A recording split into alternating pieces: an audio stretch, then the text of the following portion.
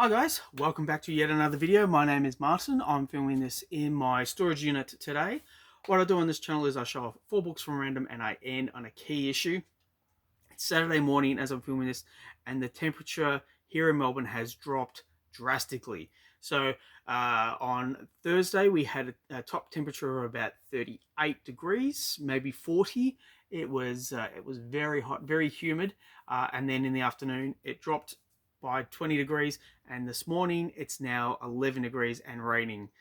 That's Melbourne for you, but it makes it a lot more comfortable to come down to the storage unit and just sit here and enjoy these books that I have in my collection.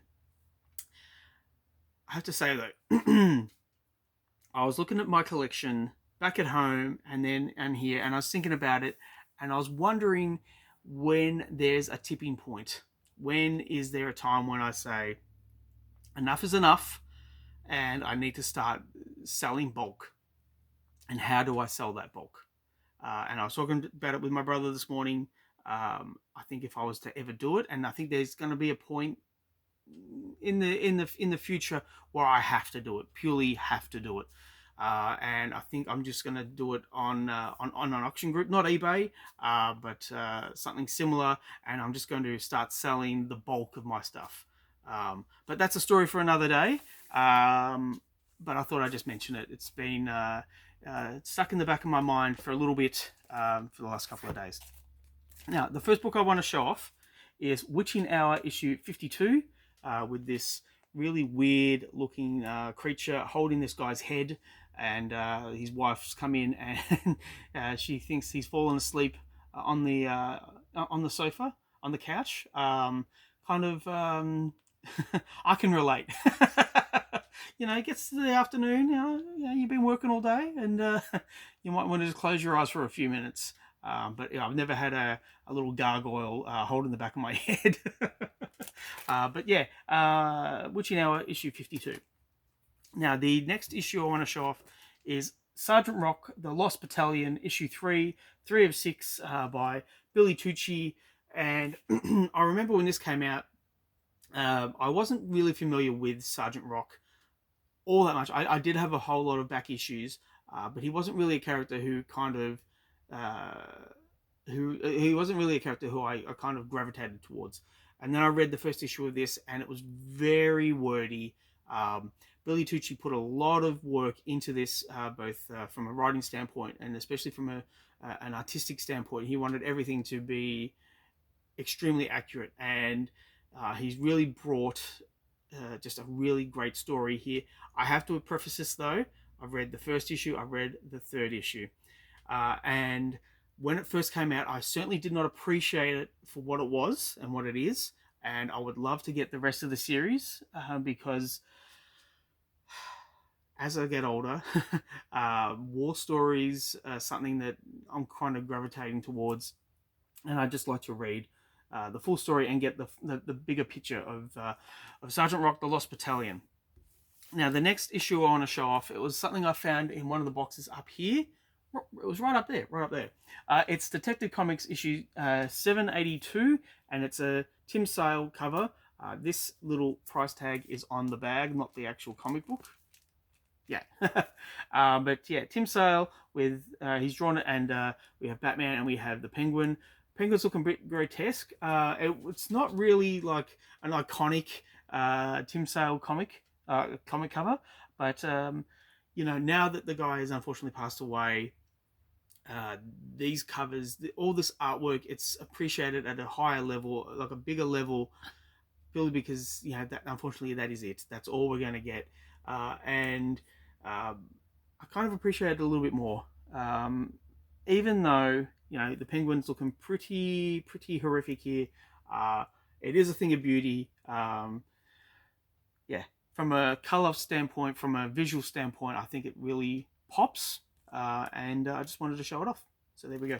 Now, the key issue for this video, and I've been following Bronzeville Comics for a long while now, and he every week he does the cover price top 10, and I love his channel. If you don't know his channel, go to search for it. Bronzeville Comics. He brings a real quality to his videos, and a lot of fun. But he talks a lot about, in these cover price videos, he talks a lot about the Ultimate line. Um, well, he did. And what I find funny is that, for a long while it was the Absolute era. Oh, not the Absolute era. It was all the Absolute books: Batman, Superman, and Wonder Woman, and then the Ultimate. Ultimate Spider-Man every week. Ultimate Spider-Man was in the top 10, and then Ultimate X-Men, and now, it's rare to see them.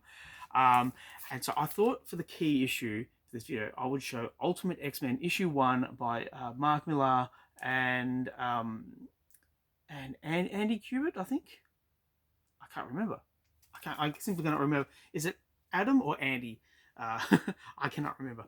But I find it funny that these books, they smash right into the top 10, and then in like a couple of months or even a couple of weeks, sometimes they're out of the top 10. They're out of people's minds. And you have books like this, the first volume of the Ultimates. Obviously not the Ultimates, but the Ultimate verse, the Ultimate Universe, and yeah, these were up here, and people were saying, "Oh, let's get rid of the 616 universe. It's done. It's the Ultimate Universe is where it's at." And it took a fair while, because it did stay in the top 10 for a fair while, but eventually all the Ultimate books, especially Ultimate Fantastic Four, it all just went down, and it didn't have the staying power that the regular 616 and the regular DC universe has. There's just something about the 616 universe and the regular DC universe. They keep coming back month after month, and these kind of side projects, they hit, and then they miss, and then they're kind of forgotten about. So I'm interested to see how long the Ultimate Universe sticks around for. I'm not reading any of them. I'm certainly not disparaging them, though. They certainly have their fans, and people love these books, especially Ultimate Spider-Man. And if you love these books, then that's cool. Please keep reading them. Please keep enjoying them. But I'm just saying that, from my opinion, from my kind of looking at things a little bit, I can just see that it's kind of circular, or secular, or whatever you want to call it. It's a wave. It's a wave. But anyway, that's a wave for me. That's the video for today. Please let me know what you think in the comments down below. Please like and subscribe if you wish to. I'd really appreciate it. Thanks for sticking with me as always, and I'll catch you in the next one. Bye.